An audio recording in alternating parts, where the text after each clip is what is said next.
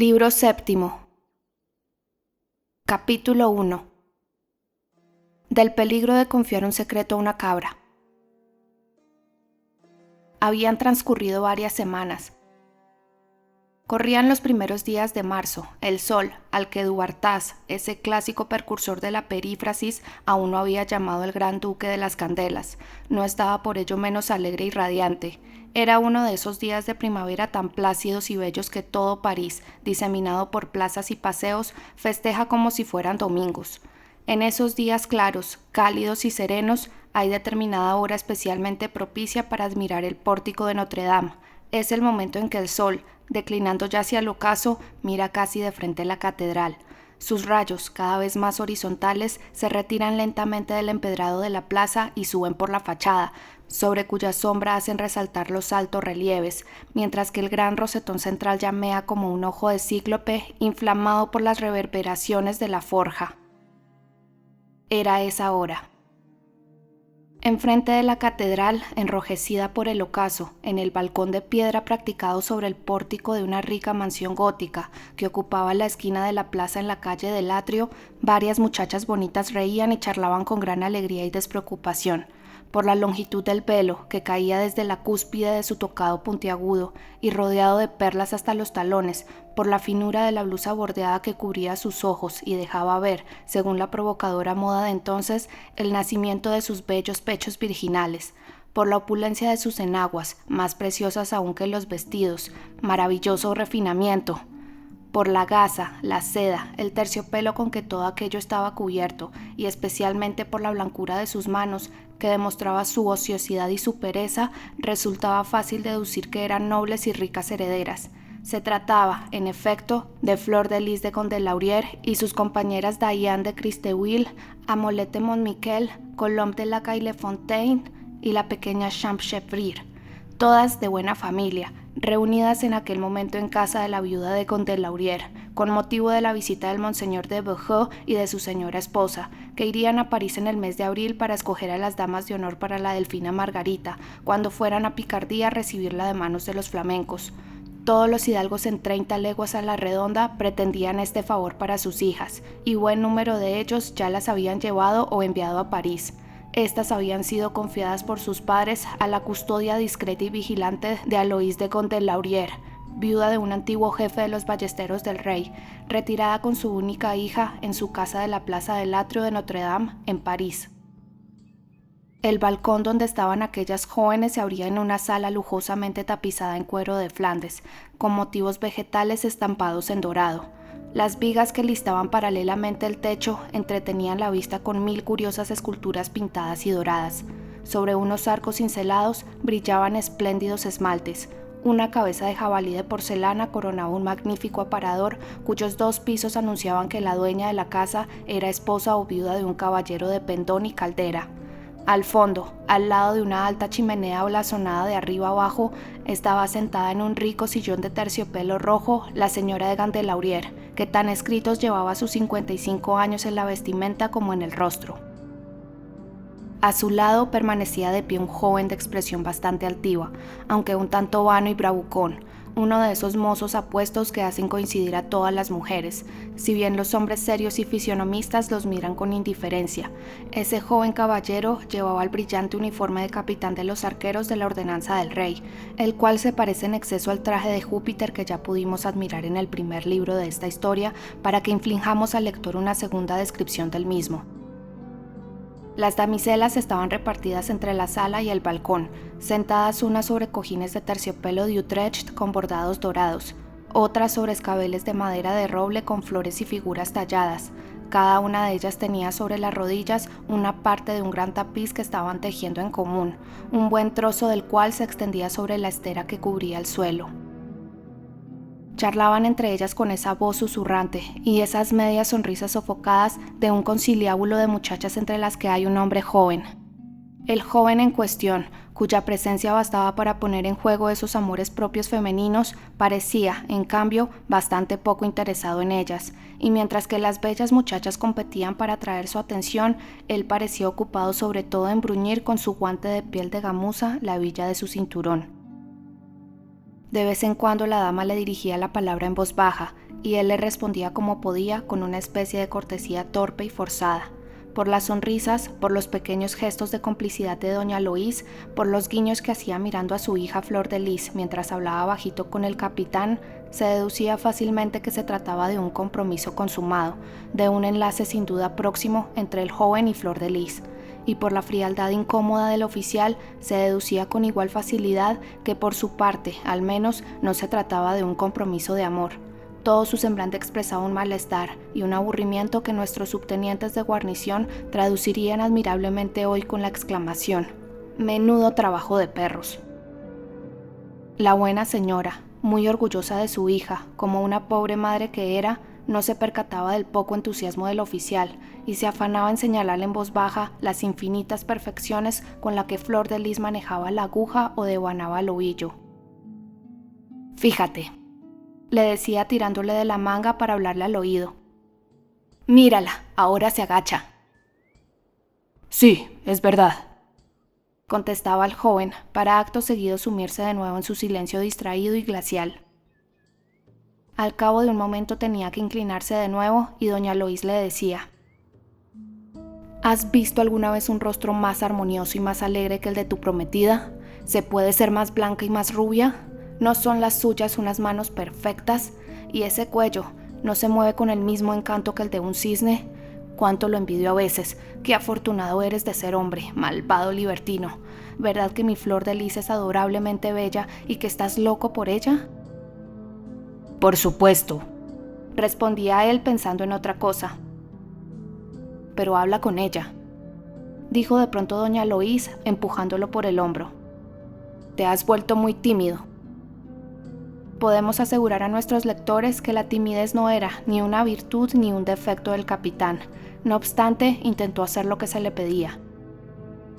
«Bella prima», dijo acercándose a Flor de Lis, «¿cuál es el tema de esta obra de tapicería que están haciendo?» «Distinguido primo», respondió Flor de Lis con cierto tono despectivo. «Ya te lo he dicho 3 veces, es la gruta de Neptuno».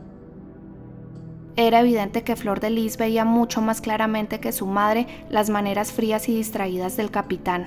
Este sintió la necesidad de dar un poco de conversación. «¿Y para quién es toda esa neptunería?», preguntó.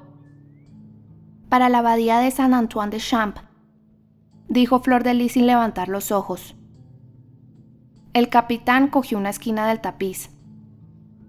«¿Quién es, bella prima, este gendarme gordo que toca la trompeta hinchando los carrillos?» «Es Tritón», respondió ella. Seguía habiendo un tono de cierto enfado en las breves palabras de Flor de Lis. El joven comprendió que era imprescindible decirle algo al oído, una bobada, una galantería, cualquier cosa. Se inclinó pues, pero fue incapaz de encontrar en su imaginación algo más tierno e íntimo que esto. ¿Por qué lleva siempre tu madre una cotardía blasonada como nuestras abuelas en tiempos de Carlos VII? Dile, bella prima, que hoy en día ya no se considera elegante y que el gozne y el laurel, bordados a modo de blasón en su vestido, le dan el aspecto de un manto de chimenea andante. En verdad que la gente ya no se sienta así sobre su bandera, te lo juro». Flor de Lis alzó hacia él sus bellos ojos llenos de reproche. «¿Eso es todo lo que me juras?», dijo en voz baja. Mientras, la buena doña Loís, encantada de verlos así, juntos y susurrando, decía jugueteando con los cierres de su libro de horas: «¡Qué conmovedora escena de amor!». El capitán, cada vez más incómodo, se inclinó nuevamente sobre el tapiz. «Es realmente un trabajo encantador», exclamó.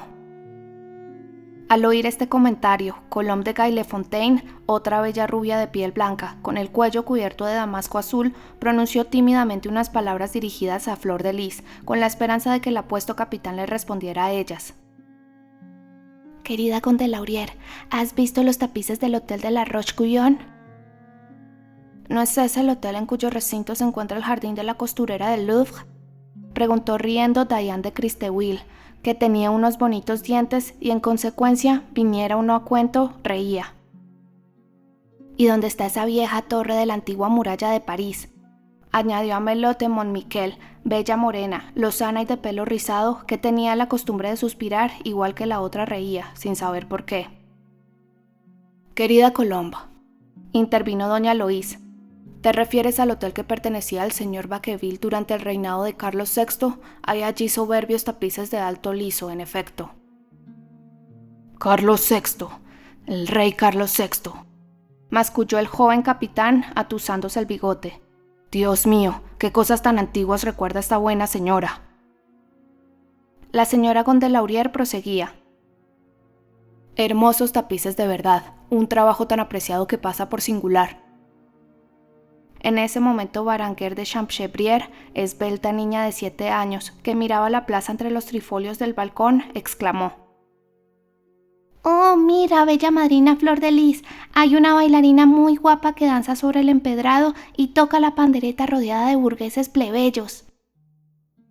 Se oía, efectivamente, el estremecimiento sonoro de una pandereta. «Será alguna egipcia de Bohemia», dijo Flor de Lis, volviéndose indolentemente hacia el exterior. ¡A ver, a ver!, gritaron sus vivarachas compañeras corriendo hacia el borde del balcón, mientras Flor de Lis, pensativa a causa de la frialdad de su prometido, la seguía lentamente, y este último, aliviado por ese incidente que ponía fin a una incómoda conversación, se retiraba al fondo de la estancia con el aire satisfecho de un soldado relevado de servicio. Era, sin embargo, un delicioso y placentero servicio ocuparse de la bella Flor de Lis, y así se lo había parecido en otros tiempos, pero el capitán se había hastiado poco a poco, la perspectiva de un próximo matrimonio lo enfriaba de día en día, además era de carácter voluble, y es preciso decirlo, de gustos un tanto vulgares, aunque de muy buena cuna, había contraído en el oficio más de un hábito de soldadote, le gustaba la taberna y lo que ésta llevaba aparejado. Solo se encontraba gusto entre palabrotas, galanterías militares, mujeres fáciles y éxitos fáciles. Sin embargo, había recibido de su familia una buena educación y buenas maneras, pero había recorrido mundo y llevado vida de cuartel siendo demasiado joven, y el barniz del hidalgo se iba borrando progresivamente con el tosco roce de su talabarte de gendarme. Aunque seguía visitándola de vez en cuando por un resto de respeto humano, se sentía doblemente incómodo en casa de Flor de Lis. Para empezar, porque a fuerza de dispersar su amor por toda clase de lugares, había reservado muy poco para ella, y además, porque rodeado de tantas bellas damas, estiradas y decentes, temía constantemente que su boca, acostumbrada a los reniegos, se desbocara de pronto y se lanzara a proferir expresiones tabernarias. Imagínese el lector el efecto. Además, todo esto se mezclaba en él con grandes pretensiones de elegancia, de distinción y de buena estampa, que cada cual case estas cosas como pueda, yo solo soy historiador. Llevaba ya un rato pues pensando o sin pensar, apoyado en silencio en la chambrana esculpida de la chimenea, cuando Flor de Lis, volviéndose de pronto, le dirigió la palabra. Después de todo, la pobre muchacha se mostraba enfurruñada con él de muy mala gana. Distinguido primo, ¿no nos has hablado de una joven gitana a la que salvaste hace 2 meses, mientras hacías la contrarronda nocturna del ataque de una docena de ladrones? Creo que sí, bella prima, dijo el capitán. Pues quizás sea esa gitana que baila en la plaza. Ven a ver si la reconoces, distinguido primo Phoebus. Él percibió un secreto deseo de reconciliación en esa amable invitación que le hacía de ir junto a ella, y en el detalle de llamarlo por su nombre.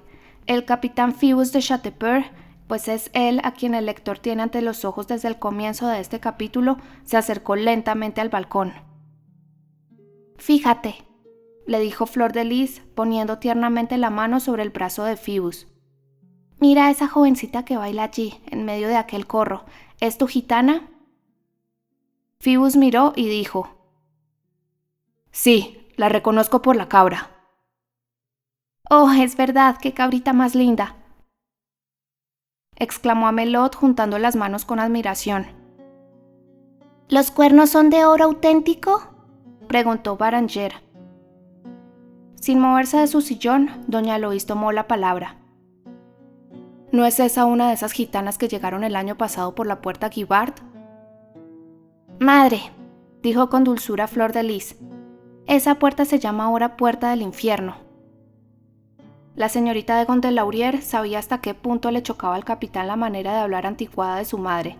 De hecho, este ya empezaba a burlarse, mascullando entre dientes. La puerta Guibart, la puerta Guibart. Por ahí pasaba Carlos VI. ¡Madrina!, exclamó Beranger, cuyos ojos en incesante movimiento se habían alzado de repente hacia la cúspide de las torres de Notre Dame. ¿Quién es ese hombre de negro que está allá arriba? Todas las jóvenes levantaron los ojos. Un hombre, en efecto, estaba acodado en la balustrada superior de la torre septentrional que daba a la plaza de Greve. Era un sacerdote, se distinguía claramente su ropa y su rostro apoyado en ambas manos. Por lo demás, no se movía más que una estatua, y su mirada fija se abismaba en la plaza. Tenía algo de la inmovilidad de un milano que acaba de descubrir un nido de gorriones y lo mira. Es el arcediano de Josas, dijo Flor de Lis. Tienes una vista magnífica si lo reconoces desde aquí, observó Colombe de Gallefontaine. ¿Cómo mira la bailarina?, añadió Diane de Christeuil. Pues que tenga cuidado de la egipcia, dijo Flor de Lis. Porque al arcediano no le gusta Egipto. Es una pena que ese hombre la mire así, añadió Amelot de Montmiquel, porque baila maravillosamente. Distinguido primo Phoebus, dijo de pronto Flor de Lis. Puesto que conoces a esa joven gitana, dile que suba, será divertido. ¡Oh, sí!, exclamaron todas las muchachas batiendo palmas. Es una locura, contestó Phoebus. Seguramente ya no se acuerda de mí, y ni siquiera sé su nombre, pero puesto que así lo desean, señoritas, voy a intentarlo. E inclinándose por encima de la baluastra del balcón, se puso a gritar. ¡Pequeña! La bailarina no tocaba la pandereta en ese momento. Volvió la cabeza hacia el punto de donde venía la llamada. Su mirada brillante se clavó en Phoebus y se detuvo en seco. ¡Pequeña!, repitió el capitán y le hizo una seña con la mano para que se acercara. La joven siguió mirando, se sonrojó como si una llama le hubiera subido hasta las mejillas y con la pandereta bajo el brazo se dirigió entre los atónitos espectadores hacia la puerta de la casa desde donde Phoebus la llamaba, con paso lento, titubeante y la mirada turbia de un pájaro que se da la fascinación de una serpiente. Un momento después, el cortinaje que cubría el hueco de la puerta fue apartado y la gitana apareció en el umbral de la sala, colorada, desconcertada, sin aliento, sus grandes ojos bajados y sin atreverse a dar un paso más. Beranger se puso a aplaudir. Sin embargo, la bailarina permanecía inmóvil en el umbral de la puerta. Su aparición había producido en aquel grupo de muchachas un efecto singular. Es indudable que un vago e impreciso deseo de agradar al apuesto oficial las animaba todas a un tiempo, que el espléndido uniforme que era el punto de mira de todas sus coqueterías, y que desde que él se hallaba presente había entre ellas cierta rivalidad secreta, sorda, que apenas se confesaban a sí mismas, pero que aún así se manifestaba cada instante en sus gestos y sus palabras. No obstante, como poseían más o menos el mismo grado de belleza, luchaban con las mismas armas y todas podían esperar la victoria. La llegada de la gitana rompió bruscamente ese equilibrio. Era de una belleza tan rara que desde el momento en que apareció en la entrada de la estancia, el efecto que causó fue el de que despedía una especie de luz propia. En aquella habitación cerrada, en aquel sombrío marco de cortinajes y artesonados, estaba incomparablemente más guapa y radiante que en la plaza pública. Era como una antorcha que acabaran de trasladar de la luz del día a la oscuridad. Las nobles damiselas se sintieron, a su pesar, deslumbradas. Cada una de ellas se sintió en cierto modo herida en su belleza. Así pues, su frente de batalla, perdónesenos la expresión, cambió en el acto sin que intercambiaran una sola palabra. Pero se entendían de maravilla. Los instintos femeninos se comprenden y se responden más rápidamente que las inteligencias masculinas. Acababa de llegar una enemiga. Todos lo intuyeron y todas se aliaron. Basta una gota de vino para colorear un vaso entero de agua. Para teñir de cierta contrariedad a todo un grupo de bonitas mujeres, basta con la llegada de una mujer más bonita, sobre todo cuando solo hay un hombre. Así pues, el recibimiento dispensado a la gitana fue maravillosamente glacial. La observaron de arriba abajo, después se miraron entre ellas y todo quedó dicho, se habían entendido. mientras la muchacha esperaba que le dijeran algo, tan emocionada que no se atrevía a levantar los ojos. El capitán rompió el silencio. «A fe mía que es una criatura encantadora», dijo con su acostumbrado tono de intrépida fatuidad. «¿Qué te parece a ti, bella prima?» Esta observación, que un admirador más delicado habría hecho al menos en voz baja, no era apropiada para disipar los celos femeninos que permanecían en guardia ante la gitana. Flor de Lis respondió al capitán con una empalagosa afectación de desdén. «No está mal». Las otras cuchicheaban. Finalmente doña Loís, que no era la menos celosa, pues lo estaba por su hija, dirigió la palabra a la bailarina. «Acércate, pequeña». «Acércate, pequeña», repitió con una dignidad cómica Baranger, poniéndose a su lado. La egipcia se aproximó hacia la noble dama. «Bella niña», dijo Fibos con engolamiento, dando unos pasos hacia ella. «No sé si tengo la suprema fortuna de que me recuerdes». Ella lo interrumpió dirigiéndole una sonrisa y una mirada llenas de una dulzura infinita. «Oh, sí», dijo. «Tiene buena memoria», observó Flor de Lis. «En fin», prosiguió Phoebus, «como la otra noche te escabulliste con tanta presteza, ¿acaso te doy miedo?» «Oh, no», dijo ella. Había en el tono con que ese «oh no» fue pronunciado después de aquel «oh sí» algo indescriptible que hirió a Flor de Lis. «Pues me dejaste en vuestro lugar a un bribón bastante huraño, tuerto y jorobado», continuó el capitán, cuya lengua se soltaba al hablarle a una muchacha de la calle. «El campanero del obispo, por lo que tengo entendido. Me han dicho que es hijo bastardo de un arcediano y diablo de nacimiento. Tiene un nombre gracioso, se llama Témporas o Pascua Florida o Martes de Carnaval, ya no me acuerdo. En fin, un nombre de fiesta de repicar campanas. Y se permitía raptarte, como si tú estuvieras hecha para sacristanes. Es el colmo. A ver, ¿qué demonios quería de ti ese mochuelo? Dime». «No lo sé», respondió ella. «Es inconcebible tamaña insolencia, raptar un campanero a una muchacha como si fuera un vizconde, cazar furtivamente un villano en cotos reservados a los hidalgos, no es una cosa habitual, aunque lo ha pagado caro. Maese Pierrat Torterué es el más rudo palafrenero que haya almohazado jamás a un tunante, y te lo diré, por si eso puede consolarte, que no le han temblado las manos a la hora de zurrar a tu campanero». «Pobre hombre», dijo la gitana, a quien esas palabras reavivaban el recuerdo de la escena de la picota. El capitán rompió a reír. «¡Cuernos! Hete aquí una compasión tan bien aplicada como una pluma en el culo de un cerdo, que me vuelva barrigudo como un papa si...». Se detuvo en seco. «Perdón, señoras mías, creo que iba a decir alguna tontería». «Por Dios, señor», dijo Colombe de Gailefontaine. «Le habla a esa criatura en su lengua», añadió a media voz Flor de Lis, cuyo despecho crecía por momentos, despecho que no disminuyó ni un ápice cuando vio al capitán, encantado con la gitana y sobre todo consigo mismo, girar sobre sus talones repitiendo con una tosca galantería, ingenua y soldadesca: «Una guapa muchacha, doy fe». «Muy rústicamente vestida», dijo Diane de Christeuil, riendo y mostrando sus bonitos dientes. Esta reflexión fue un rayo de luz para los demás, les hizo ver el lado vulnerable de la egipcia. Como no podían atacarla por su belleza, arremetieron contra su vestimenta. «Es verdad, pequeña», dijo Amelot de Montmiquel. «¿Dónde has aprendido a andar por las calles sin camisola y sin gola?» «Y con una falda tan corta que da frío verla», añadió Colombe de Gailefontaine. «Querida», prosiguió con bastante acritud Flor de Lis, «te expones a que te arresten los soldados de la docena por llevar ese cinturón dorado». «Pequeña, pequeña», intervino de nuevo Diane de Christeuil, con una sonrisa implacable.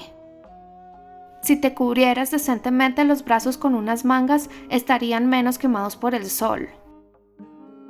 Era realmente un espectáculo digno de un espectador más inteligente que Phoebus ver cómo aquellas bellas jóvenes, con sus lenguas envenenadas e irritadas, serpenteaban, se deslizaban y se retorcían alrededor de la bailarina callejera. Eran crueles y graciosas, rebuscaban, fisgoneaban malignamente con la palabra en su pobre y estrambótica vestimenta de lentejuelas y oropeles.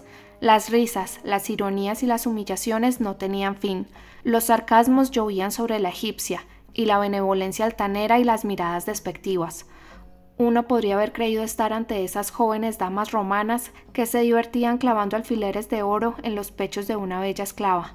Parecían elegantes galgas de caza dando vueltas, con las fosas nasales dilatadas y los ojos ardientes, alrededor de una pobre cervatilla del bosque a la que la mirada del amo les prohíbe devorar. ¿Qué era? Después de todo, frente a esas jóvenes de alcurnia, una miserable bailarina de plaza pública, no parecían tener en cuenta lo más mínimo su presencia y hablaban de ella delante de ella, a ella misma, en voz alta, como de algo bastante sucio y bastante bonito a un tiempo. La gitana no era insensible a aquellos alfilerazos. De vez en cuando, un rubor de vergüenza o un destello de cólera inflamaba sus ojos o sus mejillas. Una réplica desdeñosa parecía vacilar en sus labios y hacía con desprecio aquel mohín que el lector ya conoce, pero callaba. Inmóvil, mantenía fija en Phoebus una mirada triste y dulce de resignación.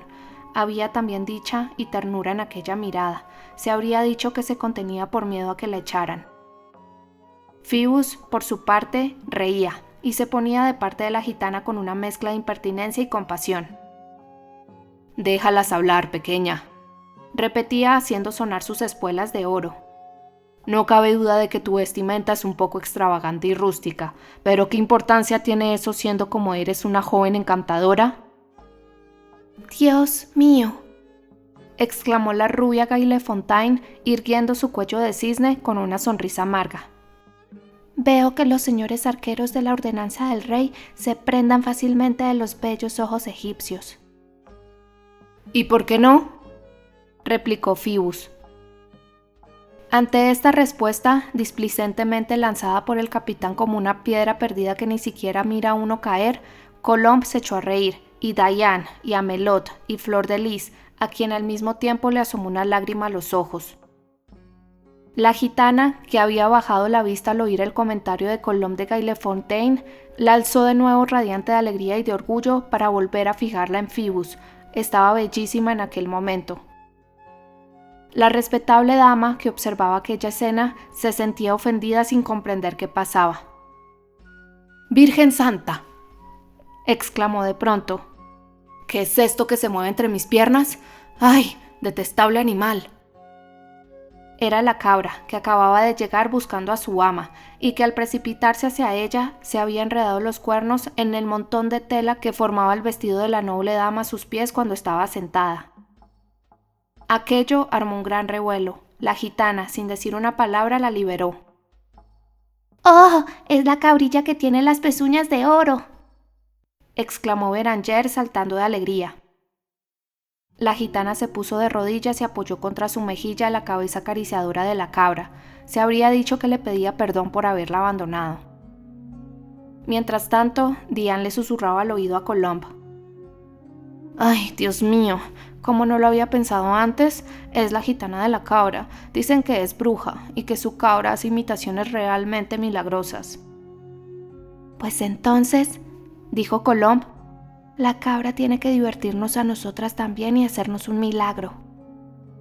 Diane y Colomb se dirigieron vehementemente a la egipcia. «Pequeña, dile a tu cabra que nos haga un milagro». «No sé qué quieren decir», contestó la bailarina. «Un milagro, un truco, en fin, magia». «No sé hacer esas cosas», dijo la gitana, y se puso a acariciar de nuevo al animalito repitiendo: «Yali, Yali». En ese momento Flor de Lis se fijó en una bolsita de cuero bordada que la cabra llevaba del cuello. «¿Qué es eso?», le preguntó a la egipcia. Esta levantó sus grandes ojos hacia ella y le respondió con gran seriedad: «Es mi secreto». Me gustaría saber cuál es ese secreto, pensó Flor de Lis. Entretanto, la buena señora se había levantado un tanto irritada. Vamos a ver, gitana, si ni tú ni tu cabra van a bailarnos nada, ¿qué haces aquí? La gitana, sin responder, se dirigió lentamente hacia la puerta, pero cuanto más se acercaba a ella, más se ralentizaba su paso. Un irresistible imán parecía retenerla. De pronto volvió sus ojos húmedos de lágrimas hacia Phoebus y se detuvo. ¡Vive Dios!, exclamó el capitán. No es manera de irse, vuelve y báilanos algo. Por cierto, Encanto, ¿cómo te llamas? Esmeralda, respondió la bailarina sin apartar la mirada de él. Al oír este extraño nombre, las jóvenes rompieron a reír a carcajadas. Terrible nombre para una señorita, exclamó Diane. Ya lo ven, dijo Amelot. Es una hechicera. Querida, declaró solemnemente doña Loís, tus padres no pescaron ese nombre en la pila bautismal. Desde hacía unos minutos, sin que nadie se fijara en ella, Berenguer había traído a la cabra con un mazapán hasta un rincón de la sala. En un momento se habían hecho buenas amigas. La curiosa niña había desatado la bolsita que la cabra llevaba colgada del cuello, la había abierto y había vaciado sobre la estera su contenido. Era un alfabeto en el que cada letra estaba escrita en una pequeña tablilla de boj. En cuanto aquellos juguetes estuvieron extendidos sobre la estera, la niña vio con sorpresa que la cabra, uno de cuyos milagros debía de ser ese, separaba determinadas letras con su pata dorada y las disponía, empujándolas suavemente en un orden particular.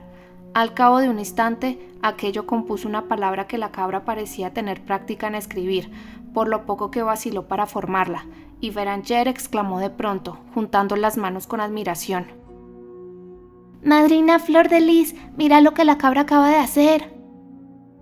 Flor de Lis se acercó y se estremeció. Las letras dispuestas en el suelo formaban esta palabra: Phoebus. ¿Ha sido la cabra la que lo ha escrito?, preguntó con voz alterada. «Sí, madrina», respondió Berenguer. Era imposible ponerlo en duda. La niña no sabía escribir. «Ese es el secreto», pensó Flor de Lis.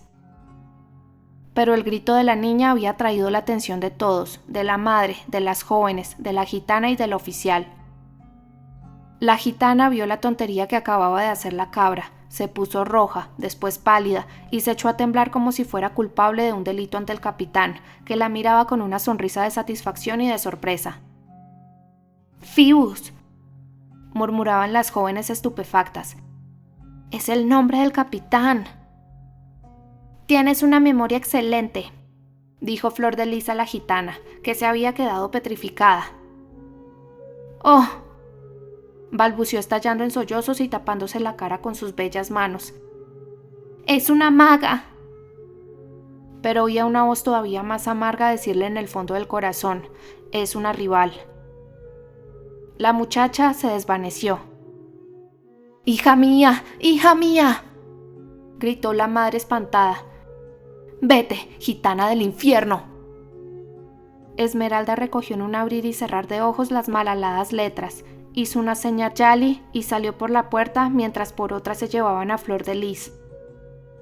El capitán Phoebus, que se había quedado solo, dudó un momento entre las dos puertas y acabó decidiéndose por seguir a la gitana. Capítulo 2. Un sacerdote y un filósofo son dos. El sacerdote que las jóvenes habían visto en lo alto de la torre septentrional, asomado a la plaza y tan atento al baile de la gitana, era, en efecto, el arcediano Claude Frollo.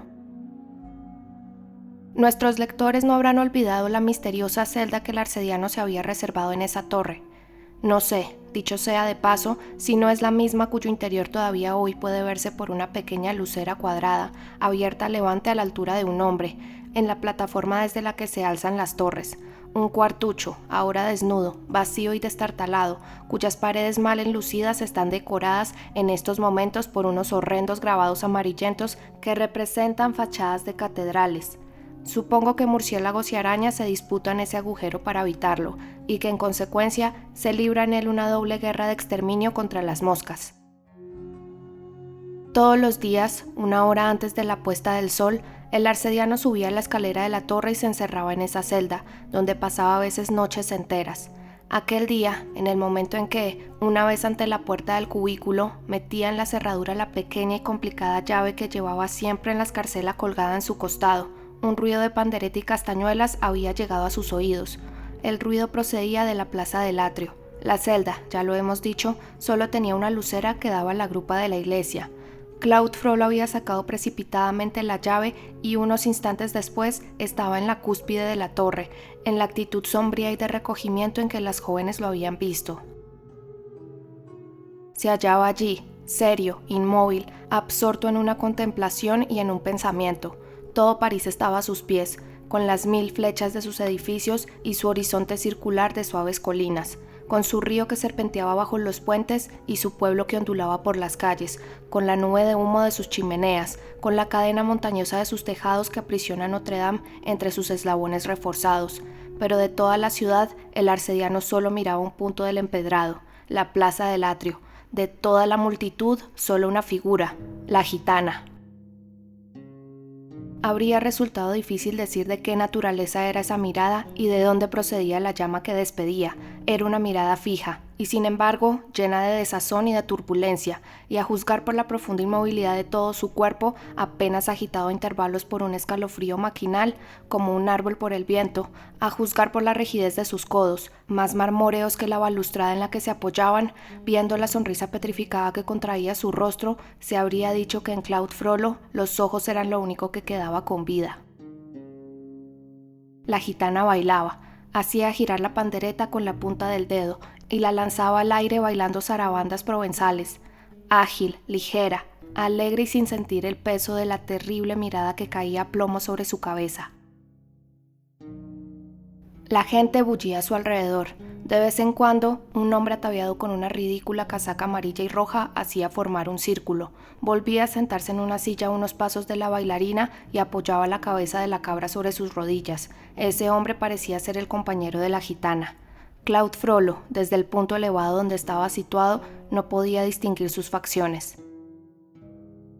Desde el momento en que el arcediano vio a aquel desconocido, su atención pareció repartirse entre la bailarina y él, y su semblante se tornó cada vez más sombrío. De pronto se irguió y un temblor recorrió todo su cuerpo. «¿Quién es ese hombre?», dijo entre dientes. «Siempre la había visto sola».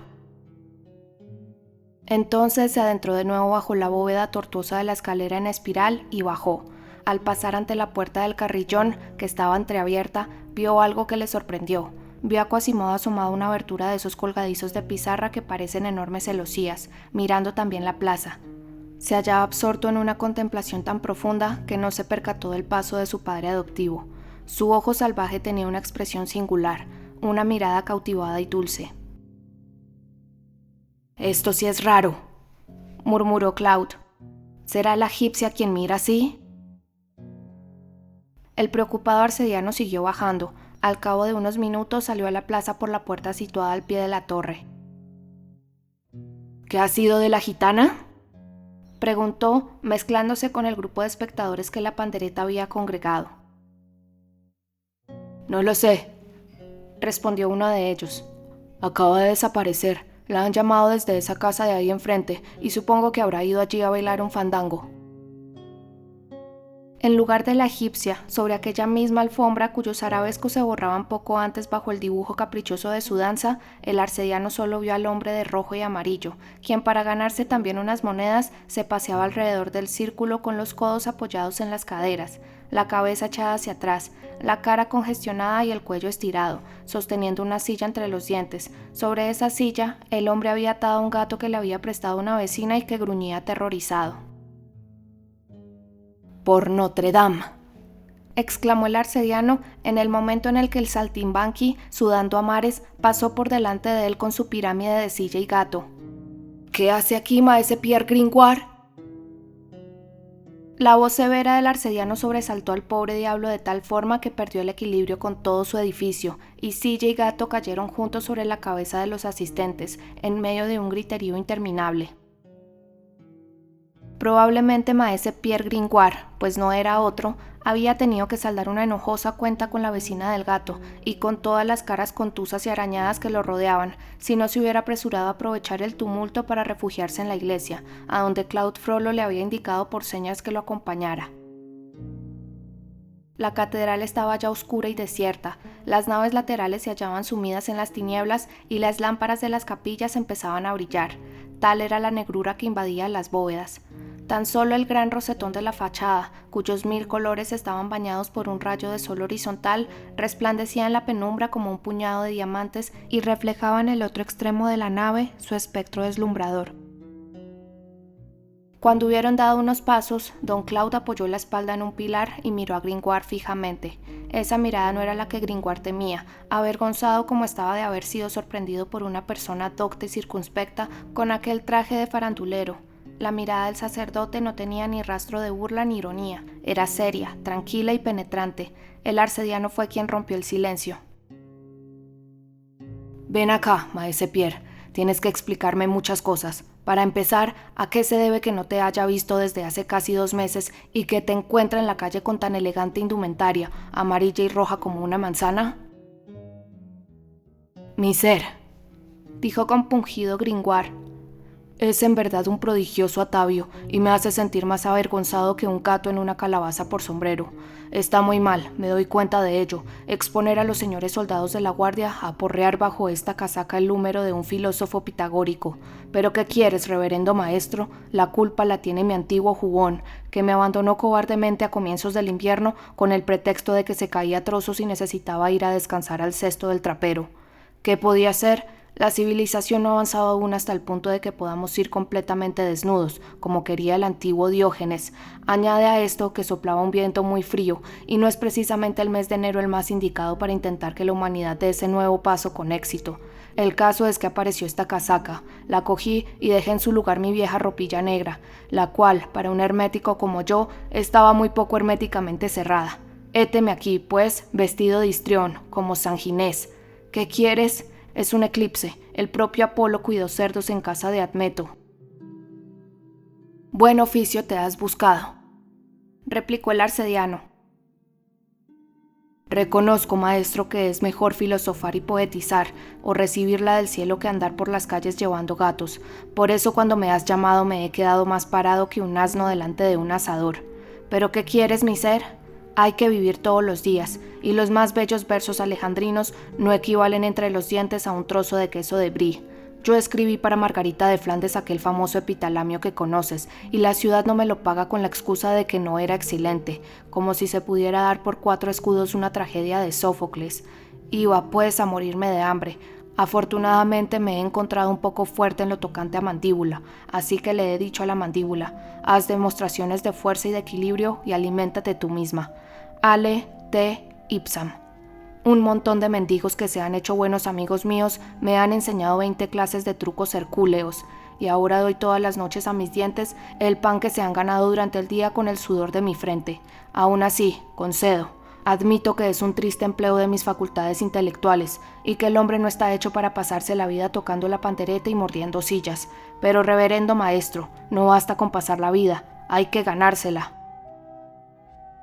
Don Claude escuchaba en silencio. De pronto, en sus ojos hundidos apareció una expresión tan sagaz y penetrante que Gringoire se sintió, por así decirlo, escudriñado hasta el fondo del alma por aquella mirada. Muy bien, maese Pierre. ¿Pero por qué razón te encuentras ahora en compañía de esa bailarina de Egipto? Repámpanos, dijo Gringoire, porque ella es mi mujer y yo soy su marido. La mirada tenebrosa del sacerdote se encendió. ¿Eso has hecho, miserable?, gritó, haciendo con furia a Gringoire por el brazo. ¿Te ha abandonado Dios hasta el punto de poner las manos sobre esa joven? Te juro por mi parte de paraíso, monseñor, repuso Gringoire temblando de arriba abajo, que jamás la he tocado, si eso es lo que te inquieta. ¿Qué dices entonces de marido y mujer? preguntó el sacerdote. Gringoire se apresuró entonces a contarle lo más sucintamente posible todo lo que el lector ya sabe, su aventura en la Corte de los Milagros y su matrimonio del cántaro roto. Al parecer, ese matrimonio no había tenido aún un desenlace, pues la gitana seguía escamoteándole la noche de bodas igual que había hecho el primer día. Es una contrariedad, dijo al terminar la narración de los hechos, pero eso obedece a que he tenido la desgracia de desposar a una virgen. ¿Qué quieres decir?, preguntó el arcediano, que se había apaciguado gradualmente escuchando el relato. Es bastante difícil de explicar, respondió el poeta. Se trata de una superstición. Mi mujer es, por lo que me ha dicho un viejo ratero al que entre nosotros llamamos el duque de Egipto, una niña abandonada o perdida, que para el caso es lo mismo. Lleva en el cuello un amuleto que aseguran que le permitirá un día encontrar a sus padres, pero que perdería su virtud si la joven perdiera la suya. La consecuencia de eso es que los dos acabamos siendo muy virtuosos. Entonces, dijo don Claude, cuyo semblante se serenaba por momentos. ¿Tú crees, maese Pierre, que esa joven no ha sido tocada por hombre alguno? ¿Qué quieres que haga un hombre ante una superstición, don Claude? Ella tiene eso metido en la cabeza. Considero que semejante mojigatería de monja que resiste ferozmente entre esas muchachas bohemias tan fáciles de domar es con toda seguridad una rareza, pero dispone de 3 cosas para protegerse: el duque de Egipto, que la ha tomado bajo su custodia, esperando quizá venderla a algún abad, toda su tribu, que le profesa una veneración singular, como si fuera una virgen, y un puñalito que la barbiana lleva siempre escondido en alguna parte, pese a las órdenes del preboste, y que aparece en sus manos en cuanto la coges por la cintura. Es una avispa furiosa, vamos. El arcediano acribilló a Gringoire a preguntas.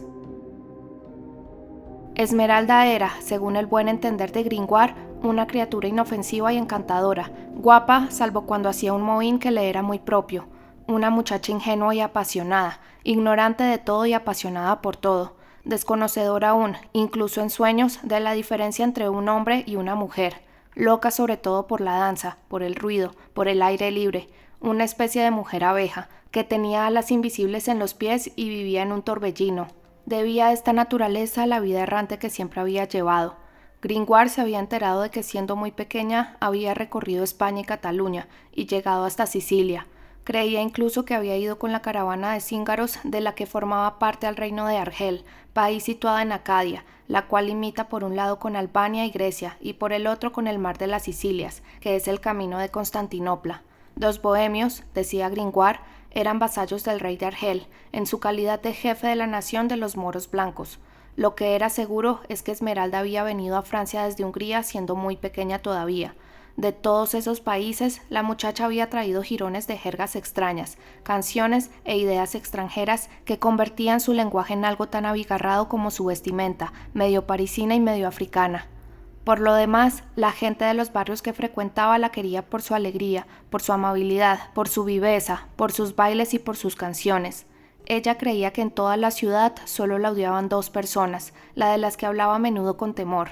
La Sachet de la Tour Roland, una horrible reclusa que sentía no se sabe qué rencor hacia las egipcias y maldecía a la pobre bailarina cada vez que pasaba ante su lucera, y un sacerdote que jamás se cruzaba con ella sin dirigirle miradas y palabras que le daban miedo.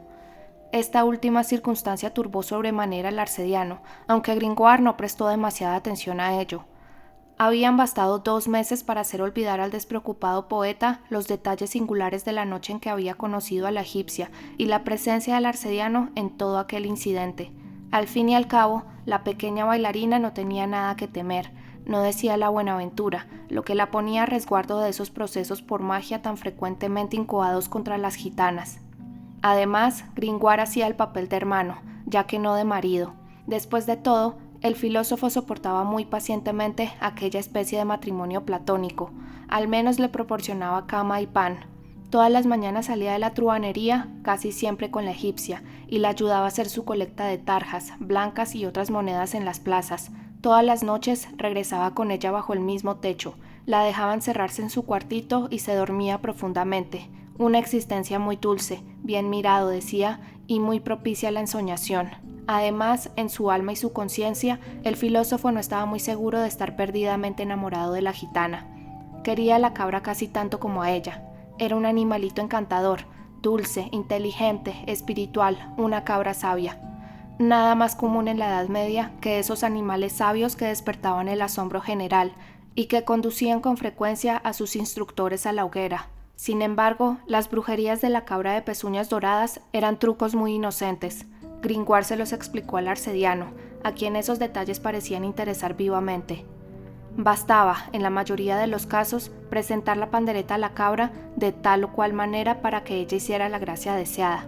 La habían adiestrado la gitana, que tenía para esas cosas una habilidad tan grande que no le habían hecho falta más que 2 meses para enseñar a la cabra a escribir con letras sueltas la palabra Fibus.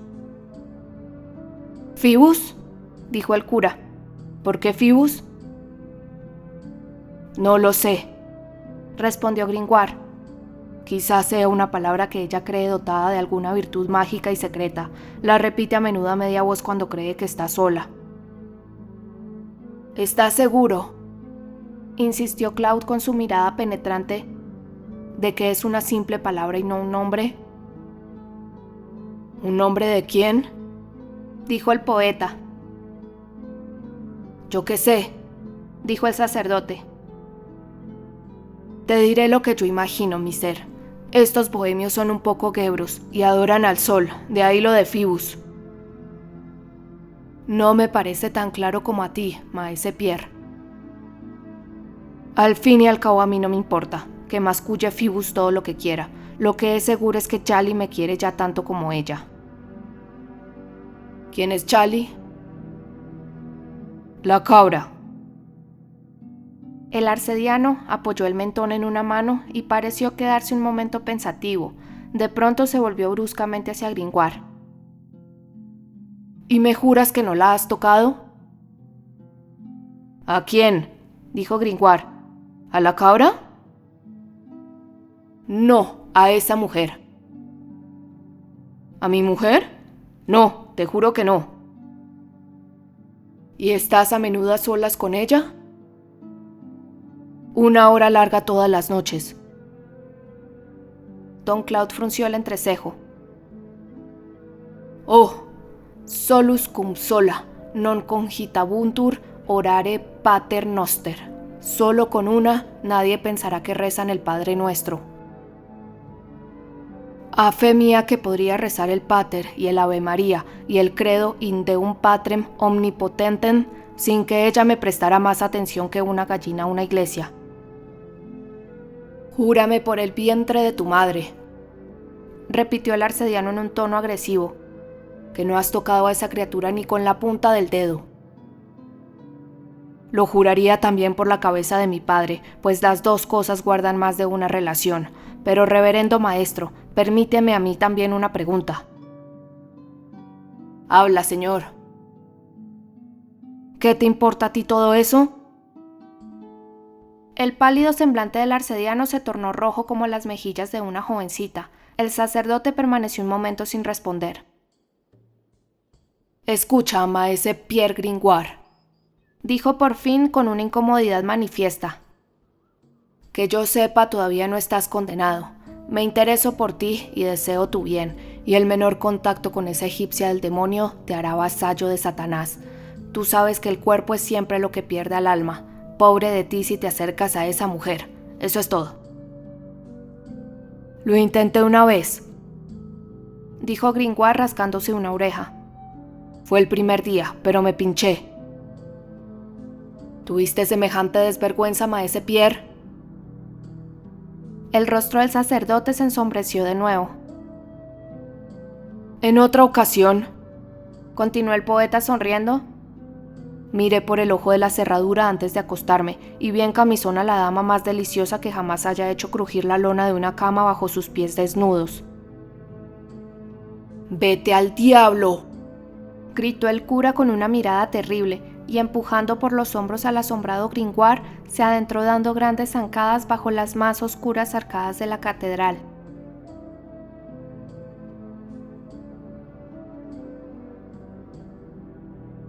Capítulo 3. Las campanas. Desde la mañana de la picota, los vecinos de Notre Dame habían creído observar que el entusiasmo campaneador de Quasimodo se había enfriado sobremanera. Antes se oían campanadas a cada momento, largos toques que duraban desde primas hasta completas, volteos para llamar a misa mayor, ricas gamas recorriendo las campanillas para una boda o un bautizo, y entremezclándose en el aire como un bordado de toda clase de sonidos encantadores.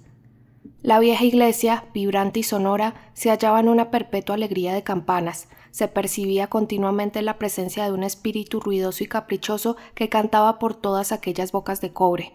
Ahora ese espíritu parecía haber desaparecido. La catedral estaba taciturna y prefería guardar silencio. Las fiestas y los entierros tenían su toque escueto, seco y desnudo, lo que el ritual exigía, ni más ni menos. De la doble música de la iglesia, la del órgano dentro y de la campana afuera, solo quedaba la del órgano. Se habría dicho que ya no había músico en el campanario. Sin embargo, Quasimodo seguía allí. ¿Qué le había sucedido? ¿Acaso la vergüenza y la desesperación de la picota permanecían aún en el fondo de su corazón? ¿Acaso los latigazos del torturador rebotaban interminablemente en su alma y la tristeza de semejante trato lo habían extinguido todo en él, incluso su pasión por las campanas?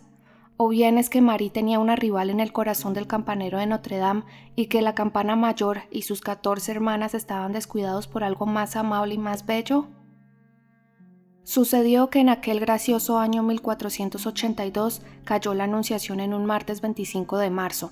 Ese día el aire era tan puro y ligero que Quasimodo sintió renacer cierto amor por sus campanas. Subió pues a la torre septentrional, mientras abajo el sacristán abría de par en par las puertas de la iglesia, que eran a la sazón unos enormes paneles de madera maciza forrados de cuero, ribeteados de clavos de hierro dorado y rodeados de esculturas muy artificialmente elaboradas.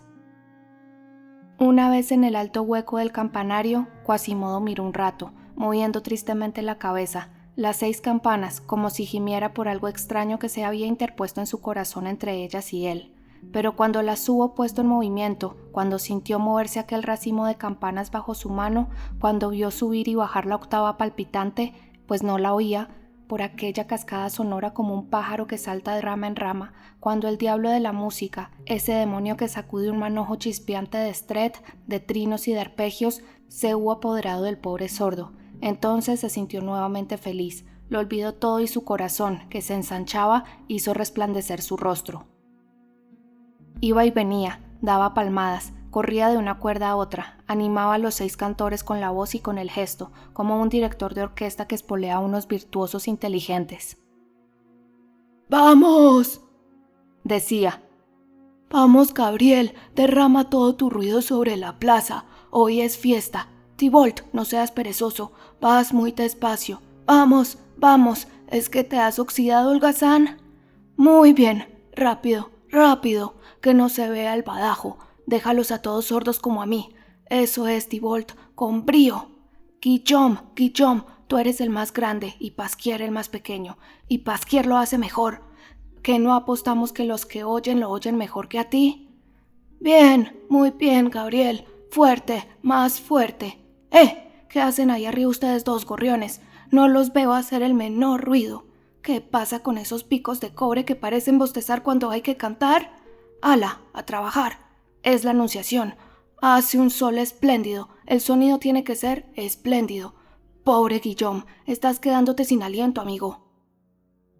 Estaba volcado en aguijonear a sus campanas, que saltaban las 6 a la cual más y mejor, y sacudían sus grupas relucientes como un ruidoso tiro de mulas españolas, incitado de continuo por las exclamaciones del zagal. De repente, dejando caer la mirada entre las anchas escamas pizarrosas que recubren a cierta altura la pared vertical del campanario, vio en la plaza a una muchacha extrañamente ataviada, que se detenía y extendía en el suelo una alfombra sobre la que colocaba una cabrita, y a un grupo de espectadores que formaba un corro alrededor.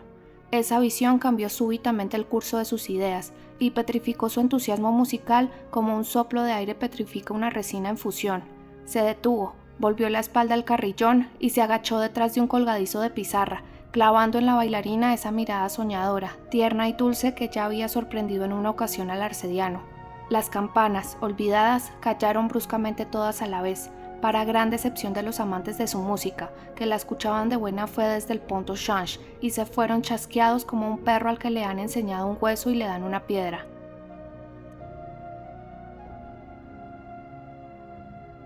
Capítulo 4. Anak.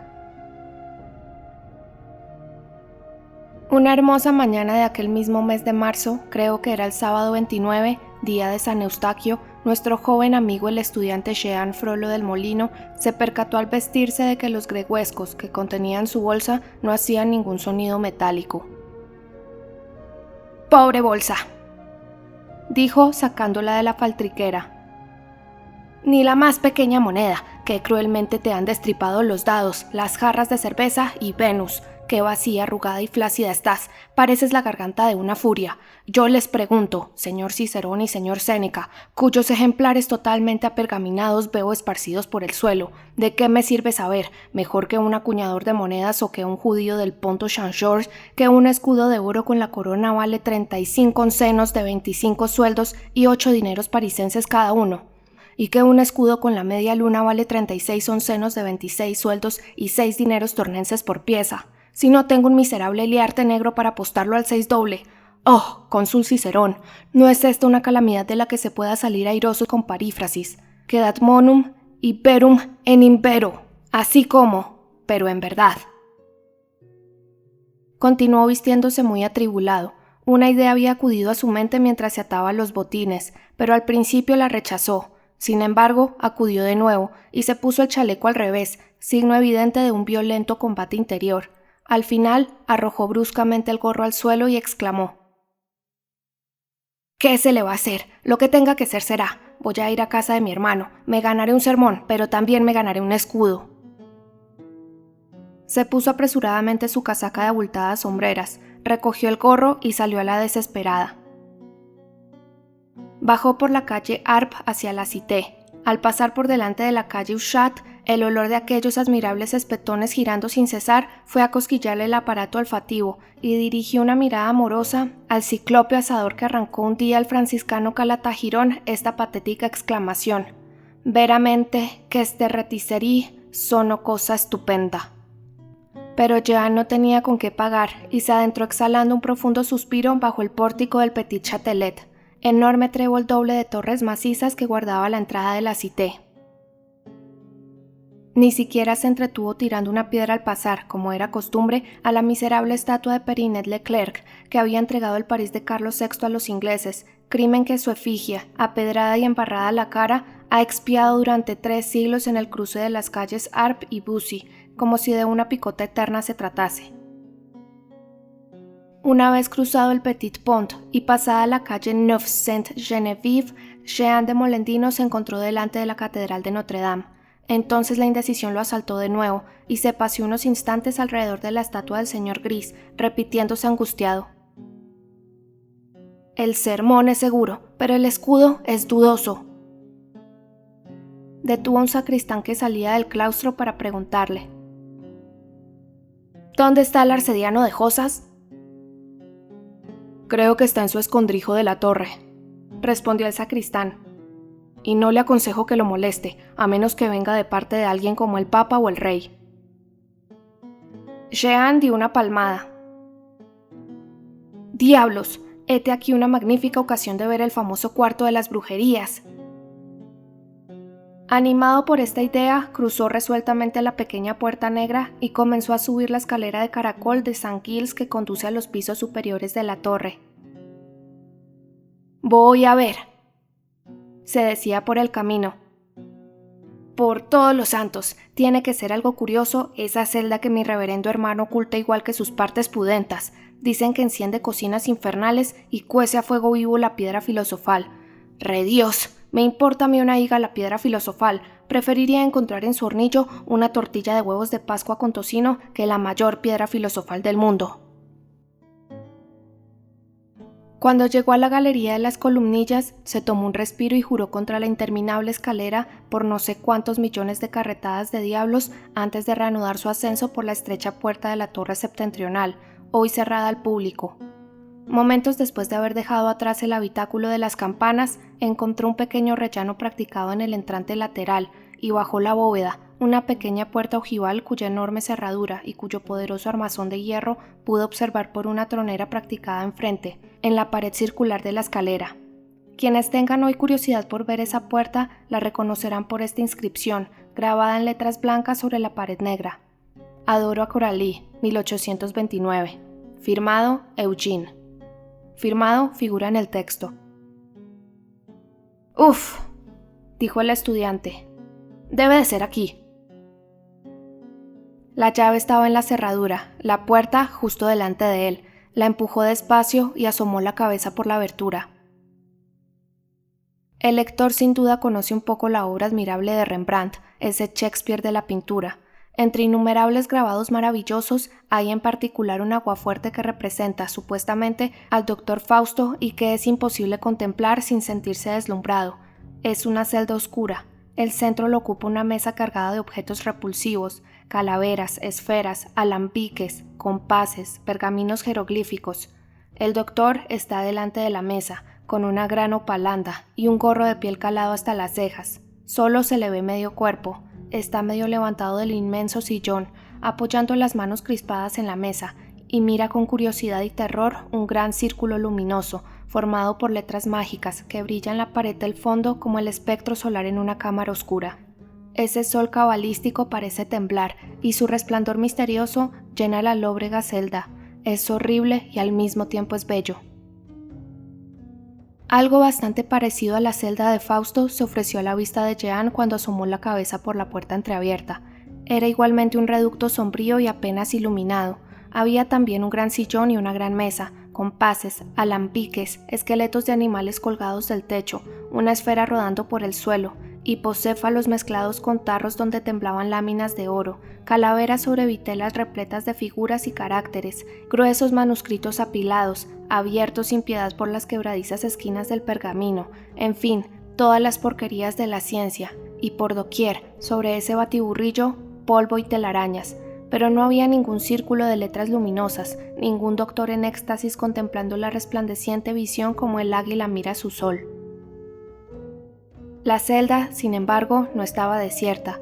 Un hombre estaba sentado en el sillón e inclinado sobre la mesa. Jean, al que éste le daba la espalda, solo podía ver sus hombros y la parte superior de su cabeza, pero no tuvo dificultades para reconocer aquella cabeza calva a la que la naturaleza había dado una tonsura eterna, como si hubiera querido marcar con un símbolo externo la irreversible vocación clerical del arcediano. Jean reconoció pues a su hermano, pero la puerta se había abierto con tal lentitud que nada había advertido a don Claude de su presencia. El curioso estudiante aprovechó esta circunstancia para examinar a placer la celda durante unos instantes. Un ancho hornillo, en el que no se había fijado al principio, se encontraba a la izquierda del sillón, debajo de la lucera. El rayo de luz que penetraba por esa abertura atravesaba una telaraña redonda, la cual inscribía con gusto su delicado rosetón en la ojiva de la lucera, y en cuyo centro el insecto arquitecto permanecía inmóvil como el cubo de aquella rueda de encaje. Sobre el hornillo se acumulaban desordenadamente toda clase de recipientes, vasijas de grés, retortas de cristal, matraces de carbón. Jean observó suspirando que no había ninguna sartén. «Una triste batería de cocina», pensó. Además, tampoco había fuego, incluso parecía que no lo había encendido desde hacía mucho. Una máscara de cristal, que Jean descubrió entre los utensilios de alquimia y que sin duda serviría para proteger el rostro del arcediano cuando elaboraba alguna sustancia peligrosa, estaba en un rincón, cubierta de polvo y como olvidada. Al lado había un fuelle no menos polvoriento, cuya tapa llevaba esta leyenda incrustada en letras de cobre: «Expira, espera. Sopla, espera». En las paredes había escritas más leyendas, según era costumbre entre los herméticos, unas trazadas con tinta, otras grabadas con un punzón de metal. Por lo demás, letras góticas, letras hebreas, letras griegas y letras romanas aparecían mezcladas. Las inscripciones proliferaban sin orden ni concierto, unas encima de otras, las más recientes tapando las más antiguas, todas enmarañadas como las ramas de un matorral, como picas en una batalla. Era, en efecto, una mezcla bastante confusa de todas las filosofías, de todas las fantasías, de todos los conocimientos humanos. Algunas destacaban sobre las demás como una bandera sobre puntas de lanza. En la mayoría de los casos era una breve divisa latina o griega, de esas que también formulaban en la Edad Media. Unde, inde, homo homini monstrum, astra, castra, nomen, numen, supere aute, flat ubi pult, etc. ¿De dónde? De ahí. El hombre es un monstruo para el hombre. Los astros, la fortaleza, el nombre, el poder divino. Gran libro, gran mal. Atrévete a saber, sopla donde quiere. Algunas veces una palabra desprovista de todo sentido aparente. Anacofagia, lo que quizá ocultaba una alusión amarga al régimen del claustro. Otras, una sencilla máxima de disciplina clerical formulada en un hexámetro reglamentario. Coelestem dominium, terrestrem dicito domnum. Llama domine al señor celeste y domne al señor terrestre. Había también pasim de los grimorios hebreos, de los que Jean, muy poco fuerte en griego, no entendía nada, y todo ello estaba salpicado por todas partes de estrellas, figuras humanas o de animales y triángulos que se intersecaban, lo que no contribuía poco a que la pared garrapateada de la celda pareciese una hoja de papel sobre la que un mono hubiera paseado una pluma cargada de tinta. El conjunto del cuarto, por lo demás, presentaba un aspecto general de abandono y de deterioro, y el mal estado de los utensilios permitía suponer que su dueño había sido apartado hacía ya bastante tiempo de sus trabajos por otras preocupaciones. Dicho dueño, sin embargo, inclinado sobre un vasto manuscrito adornado con pinturas extrañas, parecía atormentado por una idea que invadía sin cesar sus meditaciones. Esto es al menos lo que Jean dedujo al oírlo decir, con las intermitencias pensativas de un soñador que piensa en voz alta. Sí, Manu lo dice, y Zoroastro lo enseña. El sol nace del fuego, la luna del sol. El fuego es el alma del gran todo. Sus átomos elementales rebosan y fluyen incesantemente por el mundo en corrientes infinitas. En los puntos en que esas corrientes se entrecruzan en el cielo, producen la luz. En sus puntos de intersección en la tierra, producen el oro. La luz, el oro, la misma cosa. El fuego en estado concreto, la diferencia de lo visible a lo palpable, del fluido al sólido para la misma sustancia, del vapor de agua al hielo. Nada más. Eso no son sueños, es la ley general de la naturaleza. Pero ¿cómo hacer para extraer de la ciencia el secreto de esta ley general? Esta luz que inunda mi mano es oro. Vaya que sí. Esos mismos átomos dilatados según determinada ley. No hay más que condensarlos según otra ley determinada. ¿Cómo hacerlo? Unos idearon sepultar un rayo de sol. Averroes. Sí, fue Averroes. Averroes se enterró bajo el primer pilar de la izquierda del santuario del Corán, en la gran mezquita de Córdoba. Pero no se podrá abrir la fosa para ver si la operación ha sido un éxito hasta dentro de 8000 años.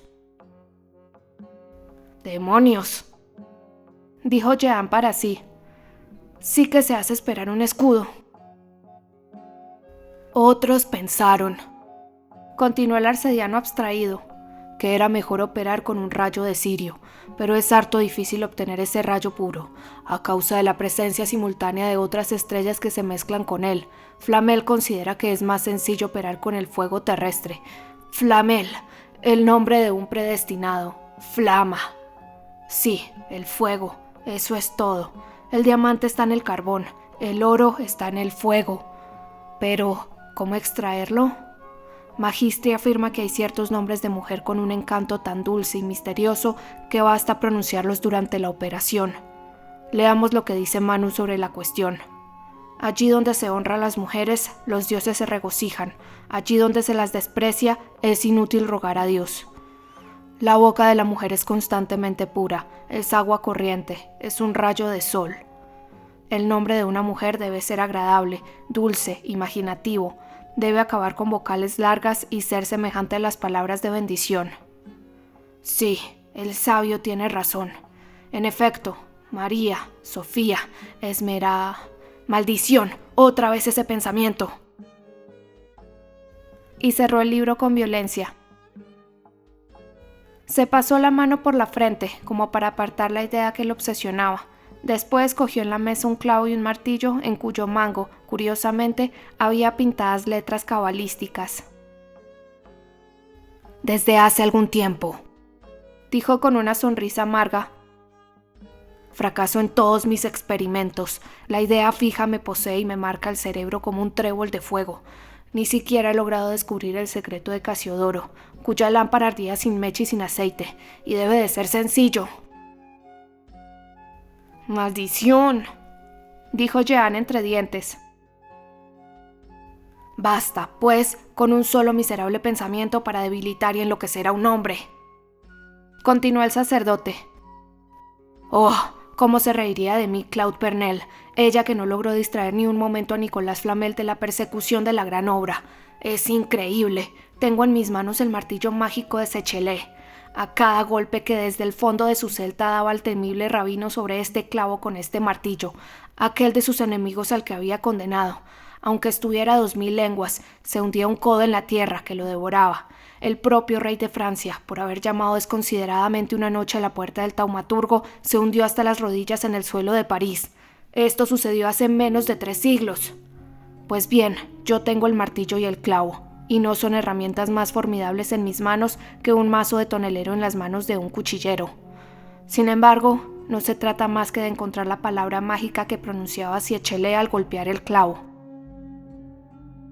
Una fusilería, pensó Jeanne. Veamos, intentémoslo, prosiguió vivamente el arcediano. Si lo consigo, veré surgir la chispa azul de la cabeza del clavo. Emen etan, emen etan. No, no es eso. Sigue Ani, que este clavo abra la tumba a quien quiera que lleve el nombre de Phoebus. Maldición, otra vez siempre eternamente la misma idea. Y arrojó el martillo con rabia. Después se hundió en el sillón y se inclinó sobre la mesa de tal modo que Jeanne lo perdió de vista detrás del enorme respaldo. Durante unos minutos solo vio su mano convulsiva crispada sobre un libro. De repente, don Claude se levantó, cogió un compás y grabó en silencio en la pared, en letras mayúsculas, esta palabra griega: Anak. Mi hermano está loco, se dijo Jeanne. Habría sido mucho más sencillo escribir Fatum. No todo el mundo tiene la obligación de saber griego. El arcediano se sentó de nuevo en su sillón y apoyó la cabeza en las manos, como hace un enfermo al que le arde la frente. El estudiante observaba sorprendido a su hermano. No sabía él que ponía su corazón al descubierto, que no observaba ninguna ley en el mundo salvo la buena ley natural, que dejaba fluir libremente sus pasiones y cuyo lago de las grandes emociones estaba siempre seco a fuerza de practicar todas las mañanas nuevos desaguaderos. No sabía él con qué furia ese mar de las pasiones humanas fermenta hierba cuando se la niega toda salida, cómo se acumula, cómo crece, cómo se desborda, cómo desgarra el corazón, cómo estalla en sollozos interiores y en sordas convulsiones hasta que rompe los diques y sale del lecho. La envoltura austera y glacial de Claude Frollo, esa fría superficie de virtud escarpada e inaccesible, había engañado siempre a Jeanne. El alegre estudiante nunca se había parado a pensar en la lava hirviente, furiosa y profunda que hay debajo de la frente nevada del Etna. No sabemos si tomó súbitamente conciencia de estas ideas, pero pese a lo alocado que era, comprendió que había visto algo que no habría tenido que ver, que acababa de sorprender el alma de su hermano mayor en uno de sus aspectos más secretos, y que era preciso que Claude no se enterase. Al ver que el arcediano había caído de nuevo en su inmovilidad inicial, retiró la cabeza muy despacio e hizo ruido de pasos detrás de la puerta, como alguien que llega y que advierte de su llegada. «Entra», dijo el arcediano desde el interior de la sala. «Te esperaba. He dejado expresamente la llave en la puerta. Entra, maese Jack». El estudiante entró muy decidido. El arcediano, a quien tal visita incomodaba sobremanera en tal lugar, se revolvió en el sillón. «¿Cómo? ¿Eres tú, Jeanne?» «Una jota, al fin y al cabo», dijo el estudiante con su cara colorada, desvergonzada y alegre. El rostro de don Claude había recuperado su expresión severa. «¿Qué vienes a hacer aquí?»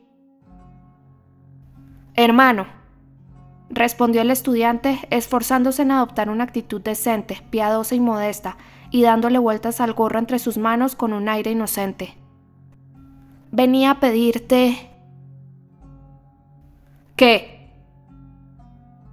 Un poco de moral, de lo que ando muy necesitado. Jean no se atrevió a añadir en voz alta, y un poco de dinero, del que ando mucho más necesitado todavía. Esta última parte de la frase quedó inédita. «Señor», respondió el arcediano con frialdad, «estoy muy descontento contigo». «Ay», suspiró el estudiante. Don Claude hizo descubrir un cuarto de círculo en su sillón y miró a Jean fijamente. «Me alegro mucho de verte». Era un exordio temible. Jean se preparó para recibir un duro golpe. «Jean, todos los días me traen quejas de ti. ¿Qué es eso de una pelea en la que has contusionado a bastonazos a un pequeño vizconde llamado Albert de Ramonchamp?» «Oh, vaya cosa», respondió Jean. «Un paje malintencionado que se divertía haciendo correr a su caballo por el arroyo para salpicar a los estudiantes». «¿Quién es?», preguntó el arcediano.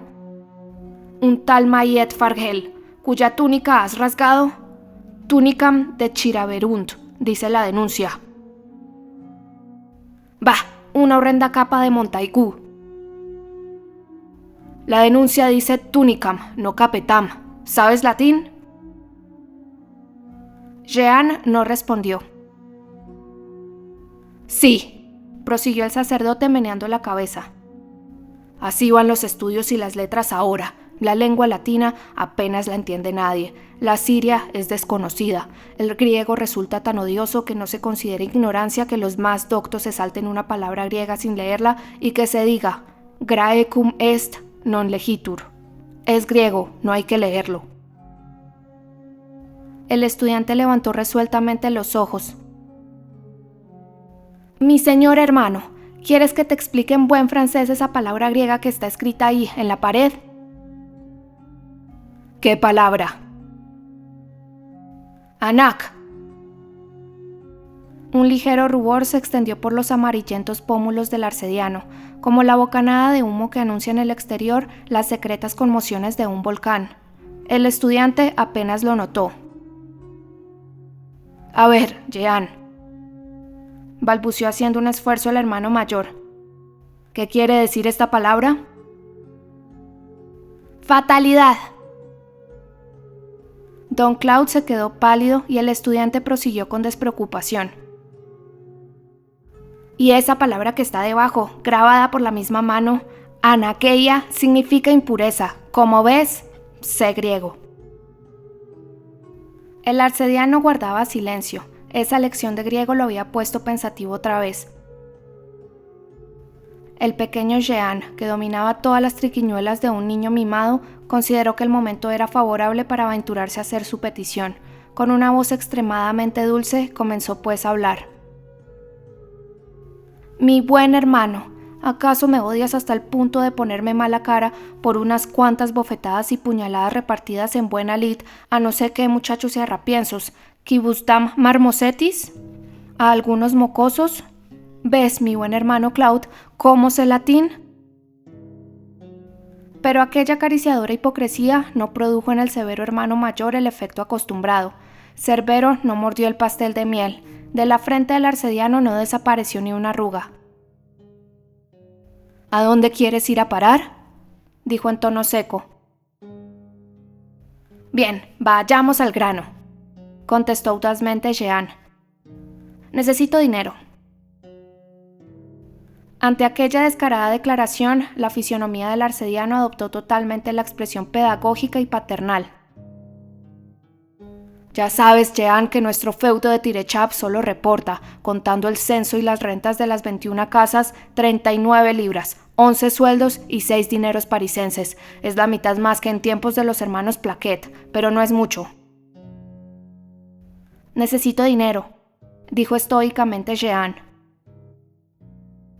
«Sabes que el provisor decidió que nuestras 21 casas dependían en pleno feudo del obispado y que solo podríamos rescatar ese derecho pagando al reverendo obispo 2 marcos de plata dorada por valor de 6 libras parisenses, y esos 2 marcos aún no he podido reunirlos, ya lo sabes».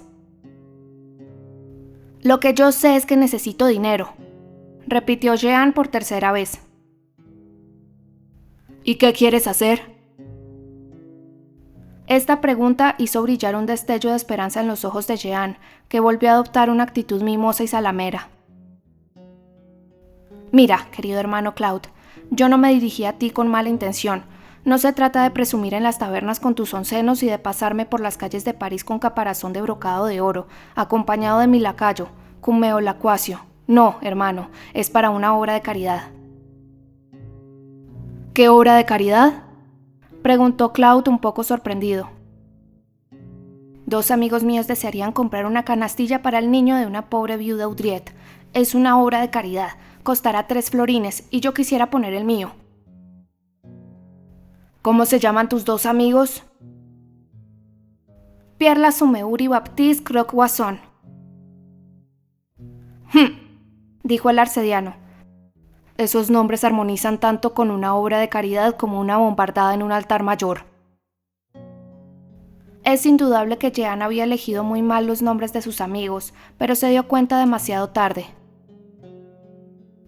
Y además, prosiguió el sagaz Claude, ¿qué canastilla es esa que vale 3 florines y para el hijo de una Audriet? ¿Desde cuándo las viudas Audriet se envuelven a sus mocosos en mantillas? Jean intentó otra vez romper el hielo. Está bien, sí. Necesito dinero para ir a ver esta noche Isabeau por la Tierre al Val d'Amour. Miserable impuro, exclamó el sacerdote. Anaqueia, dijo Jean. Esta cita, tomada por el estudiante, quizá con malicia, de la pared de la celda, produjo un efecto singular en el sacerdote. Este se mordió los labios y el sonrojo apagó su cólera. «Márchate», le dijo a Jean. «Estoy esperando a alguien». El estudiante hizo otro intento. «Hermano Claude, dame al menos un sueldo parisiense para comer». «¿Cómo llevas los decretales de Graciano?», preguntó don Claude. «He perdido los cuadernos». «¿Cómo llevas las humanidades latinas?». «Me han robado mi ejemplar de Horacio». «¿Cómo llevas Aristóteles?». «Repámpanos, hermano. ¿Cuál es ese padre de la iglesia que dijo que los errores de los herejes se han refugiado siempre en las zarzas de la metafísica de Aristóteles? Condenado Aristóteles. No quiero desgarrar mi religión con su metafísica». «Jovencito», repuso el arcediano. «La última vez que vino el rey había en su séquito un hidalgo llamado Philippe de Comines, que llevaba bordada en la gualdrapa del caballo su divisa, sobre la cual te aconsejo que medites. Qui non laborat, non manducet. Que el que no trabaje no coma». El estudiante permaneció un momento en silencio, tocándose una oreja y mirando el suelo con expresión de enojo. De pronto se volvió hacia Claude con la viva presteza de una gusanieves. «Así que, mi buen hermano, ¿me niegas un sueldo parisiense para comprar un mendrugo en una tahona?» «Qui non laborat, non manducet». Ante esta respuesta del inflexible arcediano, Jean se tapó la cara con las manos, como una mujer que se echa a llorar, y exclamó con una expresión de desesperación: «¡Oh, totototototoy!». «¿Qué significa eso, señor mío?», preguntó Claude, sorprendido por esa extravagancia. «¿Cómo?», dijo el estudiante, levantando descaradamente hacia Claude unos ojos que acababa de restregarse con las manos para que estuvieran enrojecidos como si hubiese llorado. «Es griego. Es un anapesto de Esquilo que expresa perfectamente el dolor». Y se echó a reír de una forma tan graciosa y violenta que hizo reír al arcediano. La culpa era de Claude, en efecto. ¿Por qué había mimado tanto a ese chiquillo? «Mi buen hermano Claude», prosiguió Jean envalentonado por aquella sonrisa. «Mira qué agujereados tengo los borceguíes. ¿Hay contorno más trágico en el mundo que unos botines cuya suela saca la lengua?». El arcediano había recobrado rápidamente su seriedad inicial. «Te enviaré unos botines nuevos, pero nada de dinero». «Solo un miserable sueldo parisense, hermano», insistió el suplicante Jean. Me aprenderé a Graciano de memoria, creeré en Dios, seré un verdadero Pitágoras de ciencia y de virtud, pero dame un suelo parisiense, por favor. ¿Quieres que el hambre me muerda con su boca? ¿Qué veo ahí, abierta, ante mí, más negra, más apestosa, más profunda que un tártaro o que la nariz de un monje? Don Claude negó con la cabeza. «Qui non laborat». Jean no dejó terminar. «Muy bien, pues al infierno», exclamó. «Viva la alegría, no saldré de las tabernas, buscaré pelea, lo romperé todo e iré con mujeres». Y diciendo esto, lanzó el gorro contra la pared e hizo chascar los dedos como si fueran castañuelas. El arcediano lo miró con una expresión sombría. «Jean, no tienes alma». «En ese caso, según Epicuro, carezco de un no sé qué, hecho de algo que no tiene nombre».